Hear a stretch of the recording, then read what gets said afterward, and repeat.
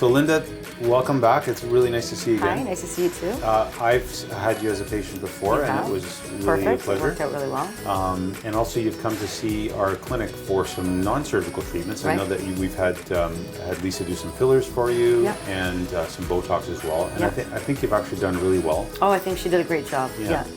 We've talked in the past about some maybe longer-term facial rejuvenation Yes. options for you. Yes. And I think what we've discussed before, in addition to your upper eyelids, which we've done, Yep. is to maybe think about some sort of facelift for you. Yes.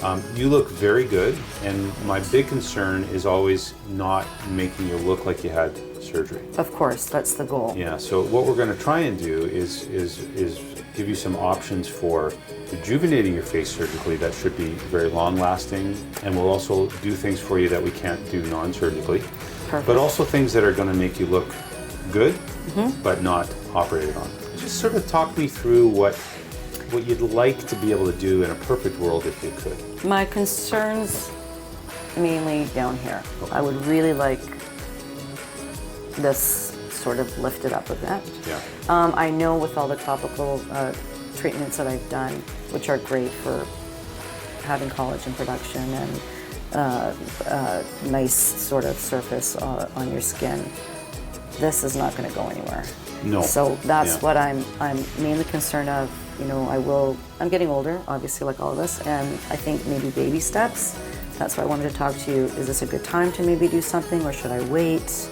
Yeah. And that's why I just wasn't sure. Yeah, I think it's a very reasonable time to consider doing this.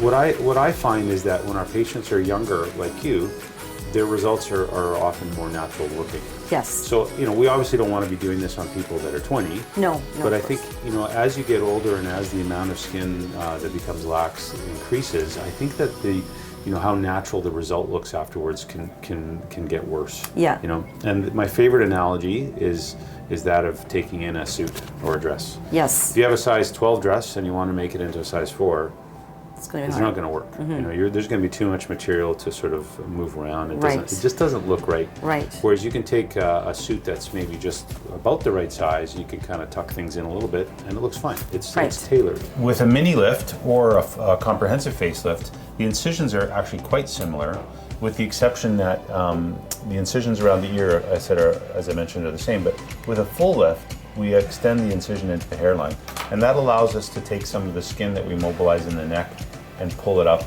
and trim it back there. Okay. So there's a certain advantage in terms of tightening the neck skin with a more comprehensive lift than would be with a mini lift. So this would all be It would be tighter, yeah. So in you, essentially what we would be doing is we'd be pulling that skin up as well as sharpening the jawline and sort of elevating the cheek. If you think about a mini lift lifting, you know, let's say 30 or 40% of the facial skin, whereas a full lift would be elevating almost 100% of it, you know, it's almost twice as much surgery, really. Right. So larger areas that can potentially bruise, larger areas that have nerves that are potentially exposed to possible injury. You know, Have you ever had that before? No. I think we certainly see weakness of that nerve in some cases. Is it something that comes back? Let's say, would it be like? Yeah, I think on average, you know, it can take 4 to 6 months even if there's an injury to that. It's not very common either way. Okay. I've never seen that with a mini lift. Right. But I certainly think, you know, with a full facelift, that's always a risk. Of and, course. You know, those are the things that you weigh have down. to weigh, you know. And I think that if you think about it, you can get an improvement with a mini lift for sure. You'll get more of an improvement in the neck, and you'll probably get a bit more sort of volumization of the cheeks with a full lift or a comprehensive lift. And you know, you have to sort of weigh the pros and cons of that. And the downtime for a more extensive. Yeah, I mean, I think rather than a couple of weeks of kind of laying low, I think for some people it can be 4 to 6 weeks of laying low. Okay. Now you've got thick hair, it's long, you can wear it down. You know, you may get away with it easily. I don't know if you recall, but there was a patient today in the waiting room. I did her facelift a week ago.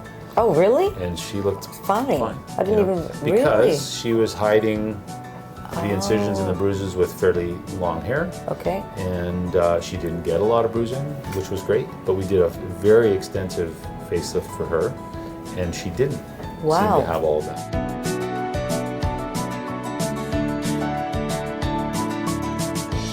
initially we were talking about doing a mini facelift for you because really you just have a little bit of laxity along the jawline, and I think Lisa Roberts at our office has been helping you with fillers. She has, a lot. She's wonderful.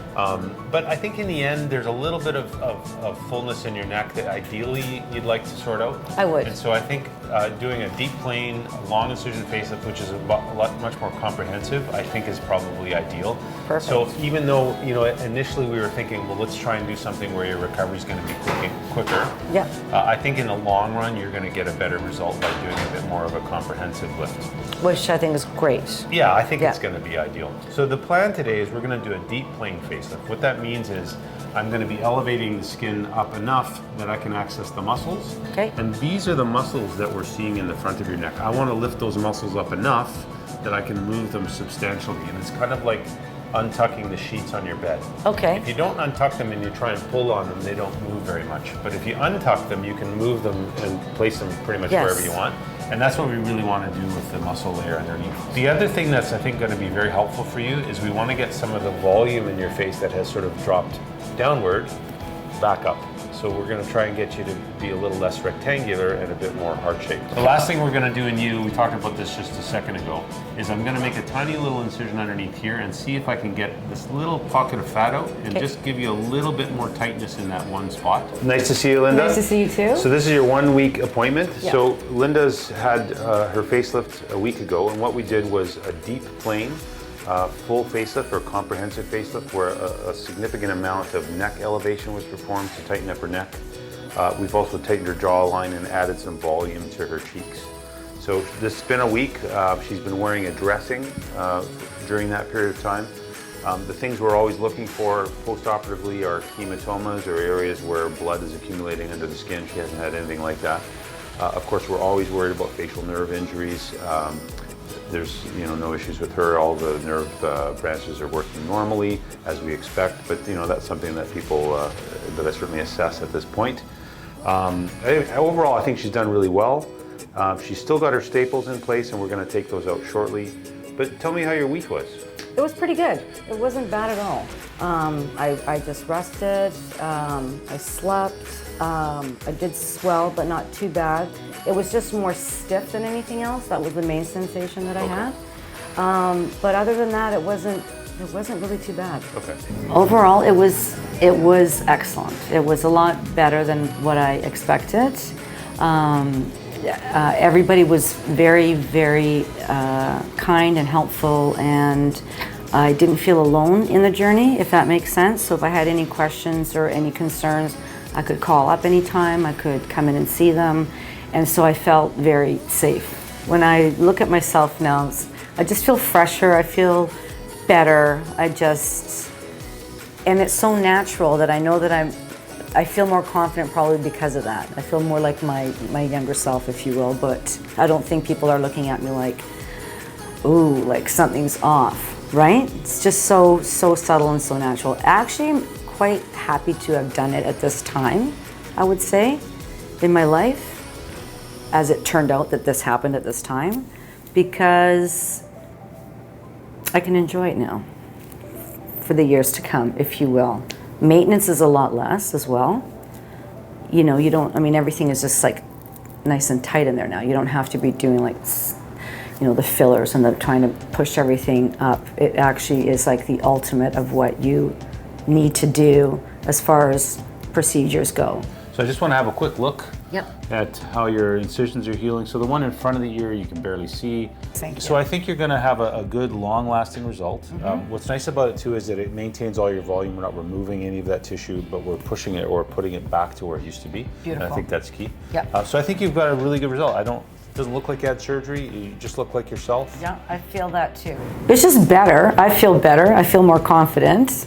To be honest with you, I didn't realize what a difference it would make as I was going forward to do it. I think I would just say be patient and let it take its course. Don't try and think that you're gonna, be running around and doing stuff faster than you are. Dr. Buonassisi is really honest with his timeline.